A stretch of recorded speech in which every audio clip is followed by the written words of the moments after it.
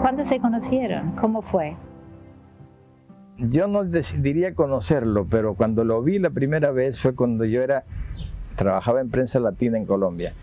Acababa de fundarse Prensa Latina, yo soy de los fundadores, es decir, del equipo fundador de Prensa Latina. Mira, era una época tan cercana al principio de la revolución que todavía había un avión de Pan American que volaba Barranquilla, Camagüey, Miami. Entonces yo estaba haciendo una escala en Camagüey para venir a La Habana. Y de pronto hubo una movilización general, y era Fidel que venía. Entonces llegó al aeropuerto y tenía Celia Sánchez con él. El avión que yo tenía que conectar se demoró mucho, porque había mal tiempo. Entonces Celia me presentó y él conversamos alguna cosa. Él andaba en un DC-3 que se llamaba Pico Turquino. Y ese avión estaba ahí en el aeropuerto. En ese momento, y el avión en que yo me iba, que era un Viscount de la Cubana de esa época, no salió porque había muy mal tiempo hasta el aeropuerto de La Habana. Fidel acabó de almorzar, llegó, dijo, nos vamos. Dijo, no se puede, Fidel, porque hay mal tiempo. Yo, mal tiempo, no, la revolución no reconoce mal tiempo. Se metió en el avión y se fue. Y yo me quedé pensando, voy a tener yo la primicia de haber visto a Fidel por última vez cuando se embarcó en el avión. Nada, llegamos esa noche a La Habana y ya estaba el Pico Turquino ahí. Fidel no lo detiene nada de esas cosas. Bueno, esa fue la primera vez que lo vi. Después, yo dejé mucho tiempo de venir a La Habana. Yo dejé 12 años sin venir a La Habana después de que salí de Prensa Latina. Y volví antes de Angola, porque estaba muy interesado en lo de Angola. Pero ya teníamos él y yo relaciones por amigos. Ahora, en esa ocasión, realmente lo que consolidó esa amistad fueron los libros. Porque le pregunté, bueno, ¿qué estás leyendo? Y me dijo, no tengo tiempo de leer por estar leyendo documentos. Y pero eso es horrible, es esterilizante y es estresante. Yo te voy a traer libros para descansar. Y empecé a traerle bestsellers. Él no traía bestsellers porque todo el mundo piensa que como es Fidel Castro dan libros sumamente importantes, que generalmente son sumamente aburridos. Entonces recuerdo que el primero que le traje fue el Drácula de Stoker, el original. Estaba en unas maniobras militares no era en Pinar del Río, no recuerdo dónde. Estuvo trabajando todo el día. Le di el libro como a las 11 de la noche. Y al día siguiente llegó a las maniobras sin dormir un minuto. Me dijo, no me ha dejado dormir el maldito libro que me trajiste. Y así le traje El año de la peste de Daniel Defoe, le traje el Día de los Trífidos. Libros de muy buena literatura, pero distraídos, entretenidos, es decir, que al mismo tiempo que enseñan, divierten. De ahí fue cuando se estableció la complicidad. Y descubrí que es tan buen lector que yo, antes de publicar un libro, le traigo los originales. Porque él leyó los originales de La crónica de una muerte anunciada. No, primero que todo, El relato de un náufrago. Lo leyó y me dijo, ahí hay un error. Digo, ¿por qué? Dice, porque tú dices que el barco salió a tal hora y llegó a tal hora. Un destructor de la Armada no puede desarrollar esa velocidad. Y sacó cuenta de que tiene una facultad extraña para hacer cálculos matemáticos. Es absolutamente imposible que lo haga a esa velocidad, porque comprobé y efectivamente había un error que se había arrastrado en el libro desde hacía mucho tiempo. Y en la crónica de una muerte anunciada había un error también en las armas y en el calibre de las armas.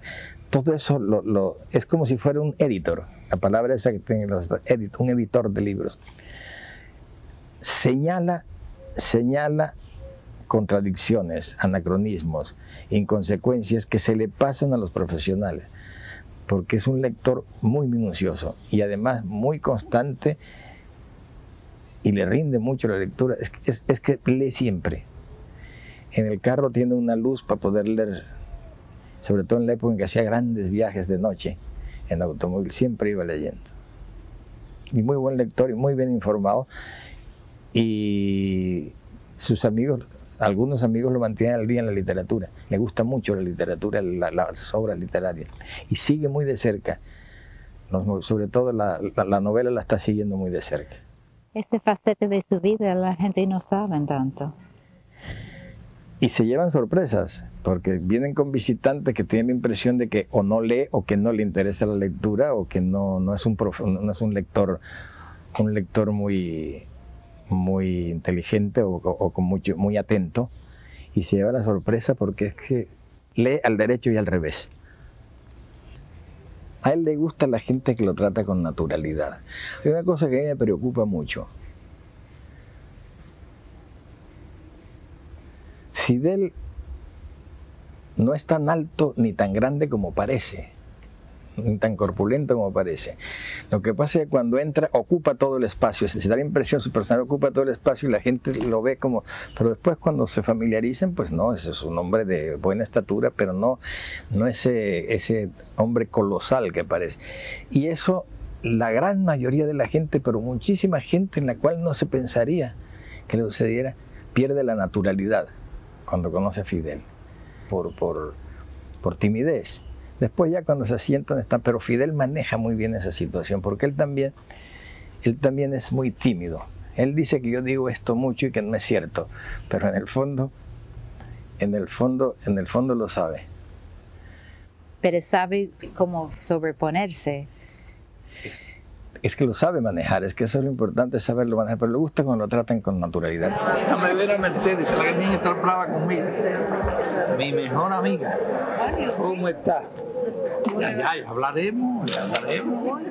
Pero una vez se le metió en la cocina a Mercedes y le estaba tratando de corregir lo que estaba haciendo y decía que no cortes esto así, que no hagas esto. Y Mercedes ya le dijo con mucho afecto: mire, comandante, usted mandará en su isla, pero yo mando en mi cocina. Y se fue. Fidel me dice: me ha dicho una cosa que tiene toda la razón. Ella manda en su cocina, de manera que fíjate qué bueno que me lo dijo. Es que Fidel es muy buen cocinero y tiene una complicidad de Mercedes de cocina. Si yo te digo una cosa, nos van a acusar de violar las leyes cubanas. Pero Mercedes siempre trae cosas de comida de contrabando para preparar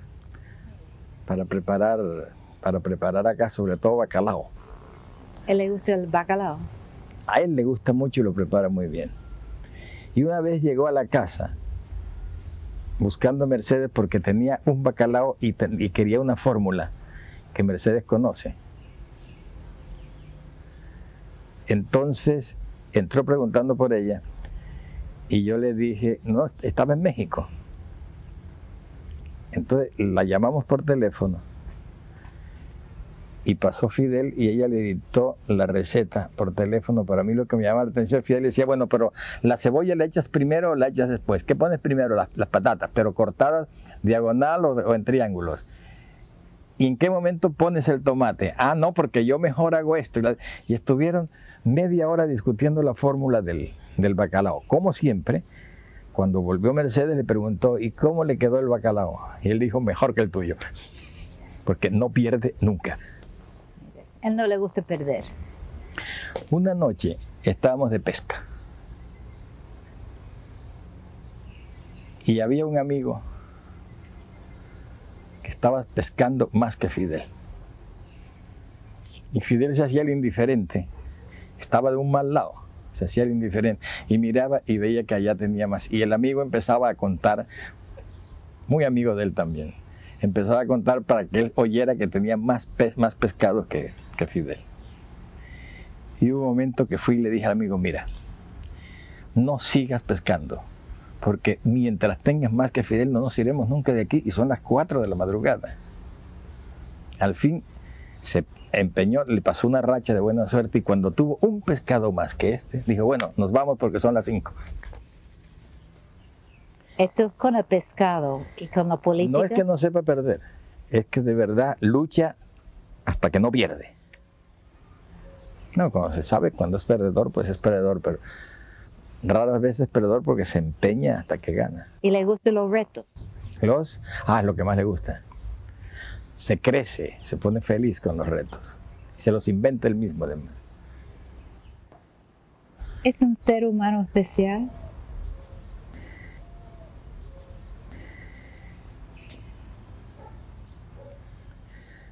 No sé, el problema consiste en que la posición que él tiene, la historia de su vida, todo eso imprime carácter.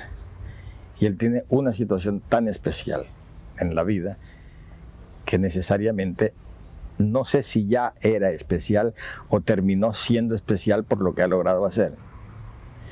Pero a mí el Fidel que más me gusta es el que no es especial, sino el que llega, por ejemplo, anoche, llegó a la casa, estábamos comiendo los espaguetis cuando él llegó, no había cenado, pero no quiso cenar. Entonces estaba muy aliviado, había pronunciado el discurso de los deportes que acabamos de oírlo, y empezó con ese tema. Y estuvimos conversando de todo, pero verdaderamente de todo, hasta las 3 de la madrugada. No es raro que él llegue a esas horas porque nosotros tenemos una clave. La casa nuestra tiene una puerta de vidrio que se ve la luz de dentro. Entonces, cuando nos acostamos, apagamos esa luz. Si la dejamos prendida, él pasa y sabe que estamos. Entonces toca a cualquier hora, si está la luz prendida. Si no está, ya sabe que nos acostamos. Con él no hay problema de en una clase, uno le dice que está ocupado, que no quiere, que está cansado. Y no hay problema. Ese es el Fidel que a mí me gusta, que pocas veces hablamos de política. Muy pocas veces. Él tiene con quien hablar de política y yo tengo con quien hablar de política, pero para hablar de libros, hablar de la vida, hablar de otra gente, hablar de amigos comunes, de los acontecimientos. Fidel es extraordinario en ese sentido, es como más me gusta a mí. Usted habló mucho del don de la palabra de Fidel Castro. ¿Sigue teniendo ese don? Sí. Esa es una facultad congénita que él ha cultivado, por supuesto, porque él es muy acucioso, muy minucioso con las palabras. Las consulta, él no le da vergüenza consultar el diccionario y decir que lo consulta, porque hay inclusive escritores que les avergüenza decir que consultan el diccionario, como si eso bajara por el Espíritu Santo. ¿No? Las palabras además son seres vivos que hay que vigilar porque cambian de sentido, cambian de color, cambian de tamaño. Y Fidel es muy cuidadoso de las palabras y tiene facilidad de expresión, que es también otra cosa que tiene mucho que ver, que es relativamente, no sé, me parece que es genético. Y esa facultad no le va a quedar. Tenemos la misma edad con un año de diferencia, una cosa así. Eso significa que es la misma edad. Entonces yo puedo imaginarme perfectamente los problemas de edad que él tiene, son los mismos que tengo yo. Yo estoy seguro de que debe tener problemas con la memoria. Pero la experiencia que yo tengo es que olvido lo que no me interesa. Pero lo que es mi memoria profesional, lo que tiene que ver con mi oficio, la conservo perfectamente. Ahora, mi oficio es muy restringido en relación con el de Fidel. Fidel tiene que acordar, su oficio es todo, es la vida de mucha gente. Y seguramente esa memoria no la está perdiendo ni la perderá. Y se le nota además. Se le nota que eso no la perderá. Y sigue Fidel con sus bromas. Yo lo veo, hay muchas imágenes de ustedes hablando con usted, caminando, bromando, tocando. Una manera de ser, muchas bromas. Él es muy bromista.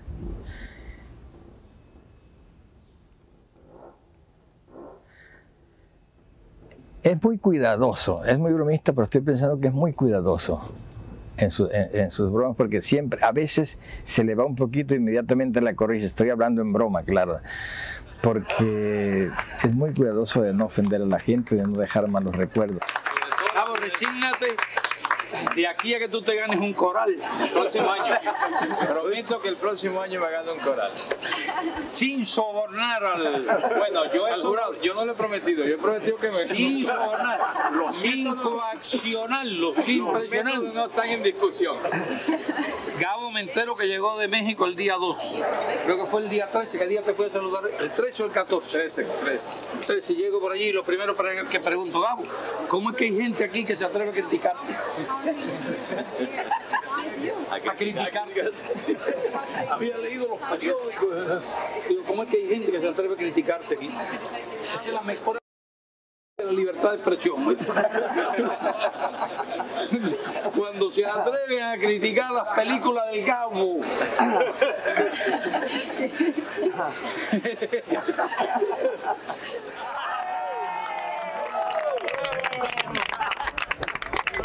Bueno, que venga Gabo para acá. Sí, Gabo. La escuela son 3 cabezas. Gabo. Entonces después la historia dirá un premio Nobel con 2 ayudantes. Depardieu, el actor francés, Sí, me sí. dijo que Fidel es una leyenda viviente. Bueno, no, lo que pasa es una cosa. Con todo lo que te he dicho yo son elementos de esa definición y no acabaría nunca. Si tuviera- Por ejemplo, se dice que Fidel no duerme.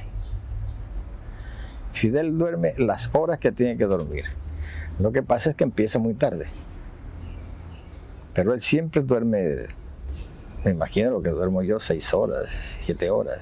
Y duerme muy bien. No se ha sabido nunca que padezca de insomnio. Lo que pasa es que como lo ven, que a veces puede pasar a las 4 de la madrugada, está trabajando. Que se trabaja mejor de noche que de día. De noche hay menos teléfono, hay menos interrupciones. Pero no es todo. En personas como Fidel Castro, todo lo bueno y lo malo tiende a convertirse en leyenda. Y otra cosa, Fidel tiene muchas amistades, aunque son gente de otras ideologías, otra forma de pensar. Pero realmente con usted hay un cariño especial, un afecto. Los que mantienen esa relación con Fidel es porque lo conocen como Fidel. Lo conocen como es él, no como jefe de Estado. Los que lo conocen como jefe de Estado, como el líder, como la imagen pública de Fidel, siempre tendrán con él una relación formal. Pero toda esta gente que tú citas tiene con él relaciones personales con el Fidel Castro que conocemos. President Castro for inviting you to lunch today. Agradecerle al presidente Castro que lo haya invitado a este almuerzo hoy. We were discussing that you are the new Hemingway. Estuvimos conversando de que usted es el nuevo Hemingway. Espero ser el viejo. I hope he will be the old Hemingway. Yo no voy a pedir mi visa. He only wants a visa to go to the U.S. You can't get a visa? ¿Usted no puede tener una visa para ir a Estados Unidos? Ahora hubo una ley donde se supone que sí. No puede acusar a García Márquez comunista. Yes, no one can accuse García El único Llevan delito. 30 años está tratando de convencerme y For todavía 30 no me years convence.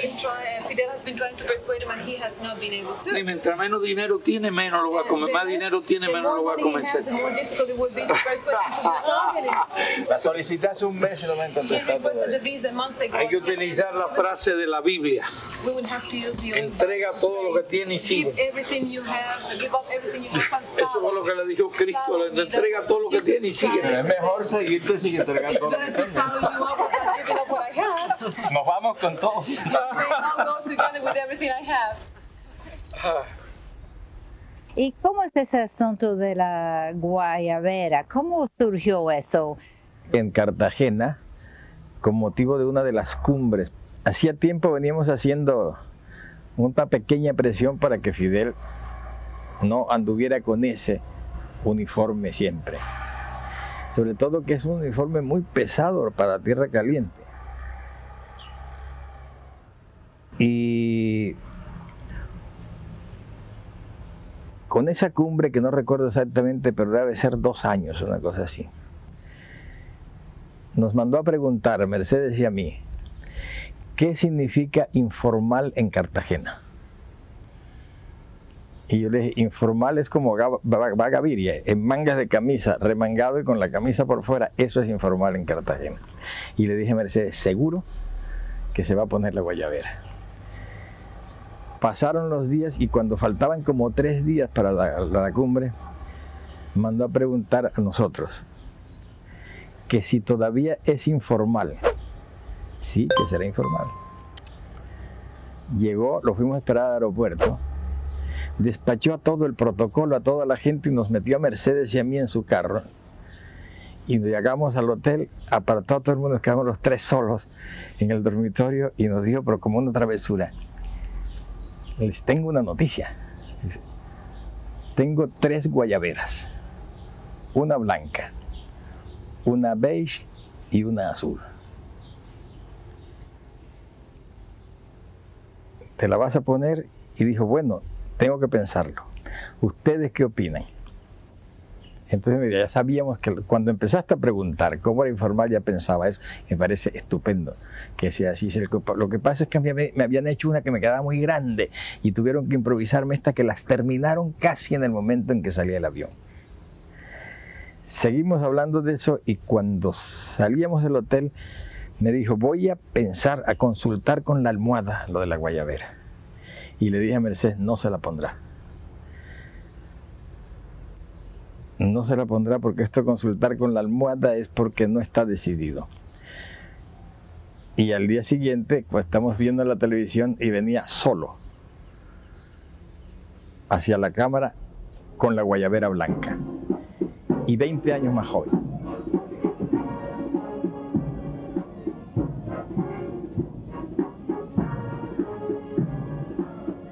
Y después fue la del saco y corbata.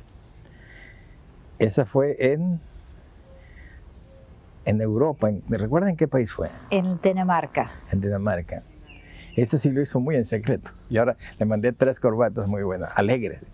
¿Y lo usa? El otro día me dijo, son las más bonitas que tengo. ¿Y qué piensa usted por qué no usa aquí en Cuba ropa que no sea militar? Es que te pones a pensar, Fidel tiene su uniforme hace 40 años. Debe costarle ya ese es su uniforme, debe costarle mucho trabajo, pero ya aquí está, y aquí ha ido a actos con guayabera. ¿Y qué? Además, es su uniforme, es su carácter de comandante en jefe. Sí. Lo que es sorprendente es cómo soporta el calor. Porque de esa tela tan gruesa, debajo de la chaqueta, tiene una camisa de la misma tela. Tanto que uno de esos reporteros norteamericanos que estuvo por acá, decía que lo que pasa es que lleva un chaleco antibalas debajo. Y es una tontería, es decir, yo lo he visto quitarse la camisa tranquilamente y no es el caso de llevar chaleco antibalas. En el avión que iba para Estados Unidos, abrió completamente y mostró su piel, que no tenía nada. Dice que todo el mundo dice que usted tiene un chaleco a prueba de balas. No. Voy a desembarcar así en Nueva York. I will land in New York like this. Tengo un I will chaleco. land in New York like this. Tengo un chaleco moral. I have a moral one. A moral vest. Es fuerte. It's strong. Ese me ha protegido siempre. Gabo, ¿usted le han criticado gente por su amistad con Fidel? No solo me han criticado durante muchos años. Tenía el problema que los periodistas ya no me preguntaban ni sobre mis libros, ni nada, sino sobre Fidel Castro. Y entonces a mí me resultaba muy aburrido. Yo creo que se cansaron de preguntármelo. Primero porque la idea que se tiene sobre Fidel ha cambiado muchísimo. Primero porque ha convencido a muchos. Segundo porque muchos se han aburrido de hacer la misma pregunta. Tercero porque se han resignado de que siga siendo como es. Pero el problema, a mí lo que más me molestaba era la idea de que todo lo que yo hacía era en función de Fidel Castro. Y eso es muy difícil, pero yo también me sobrepuse a eso, reafirmando lo que me preguntaban. Me decían, pero Fidel Castro, ¿cuándo se va a ir? Digo, no se va a ir nunca. Va a estar toda la vida ahí en el poder. Esa es una respuesta que periodísticamente ya no le significa nada a nadie. Pero se dieron cuenta de que yo ni me avergonzaba de eso, ni le tenía miedo a las respuestas. Sobre todo la prensa norteamericana ha creado la imagen que la relación de Fidel y yo es de conspiradores. De conspiradores sobre todo contra América Latina, que toda la época de las guerrillas estuvimos conspirando. Y la verdad es que es lo contrario. Yo tengo la impresión que nos encontramos a descansar de otras tareas que necesitan pausa. ¿Cree que está en estos momentos escribiendo un capítulo nuevo en su vida? ¿De Fidel?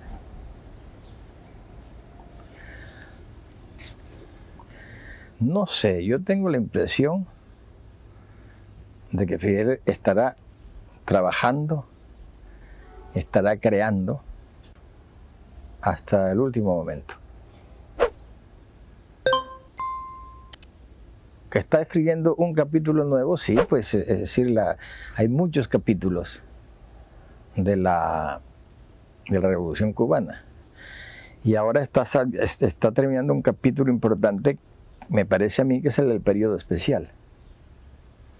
Él me metió a fondo, Cuba se metió a fondo en la etapa del periodo especial a raíz del derrumbamiento del campo socialista.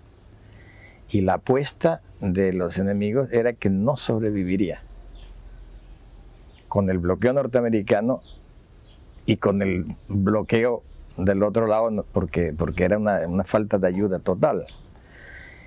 Y sin embargo, lo que ha demostrado Cuba es que puede sobrevivir sin la ayuda de ninguno de los dos bloques que existieron siempre. Y en cambio, en este momento tiene la solidaridad de muchos países que nunca se la habían dado.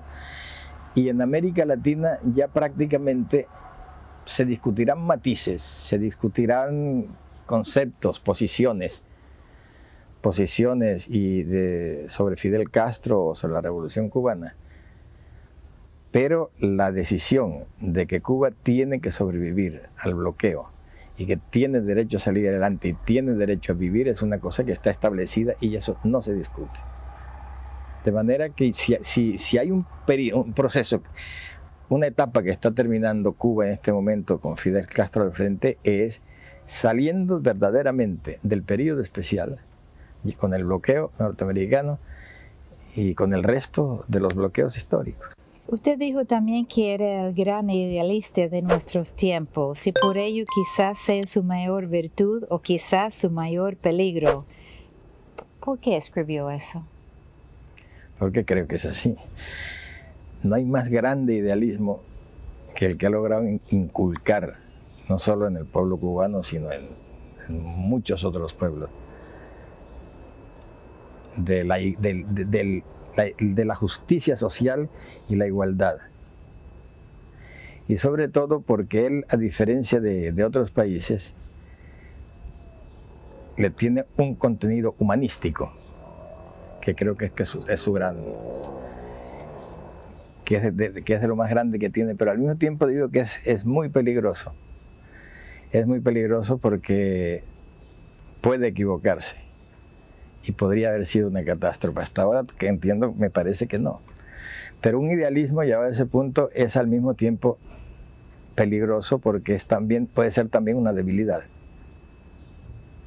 Me parece que es muy fuerte, es bastante complejo. Además, esas frases que uno dice no las puede explicar porque precisamente las dice para no tener que explicarlas. ¿Qué cree usted que diría la historia sobre Fidel Castro? Lo que no me cabe ninguna duda es que se le recordará como uno de los grandes hombres de este siglo, aún los que piensan que es por lo malo. Es decir, sea por lo bueno o sea por lo malo, sea por las dos cosas al mismo tiempo, Fidel no se olvidará en mucho tiempo.